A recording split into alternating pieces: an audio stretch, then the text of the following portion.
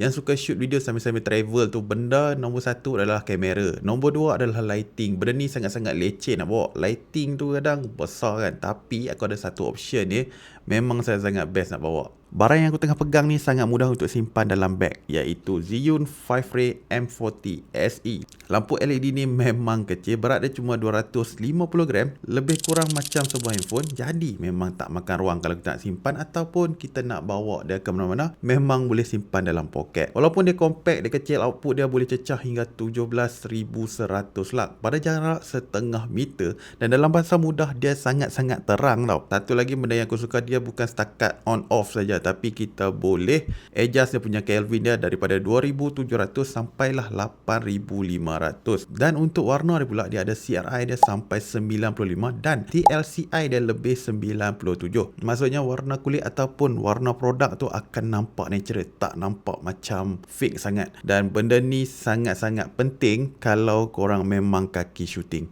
Dalam kotak dia ada hard diffuser untuk lembutkan cahaya. Kalau cahaya tu terlampau keras ataupun terlampau kasar, korang boleh gunakan silikon ni untuk bagi lagi lembut. Dan bateri untuk lampu ni 2600 mAh, dan untuk charging dia pula ada fast charging tau. Maknanya boleh sambung ke power bank sambil kita gunakan dia. Kalau dia panas, dia ada fan untuk sejukkan lampu ni. Last sekali, kalau korang nak video travel korang cantik, standby lah satu lampu ni dalam beg korang. Ringan je pun. Apa-apa dapat-dapat. And thanks to Zhiyun. Ciao gang.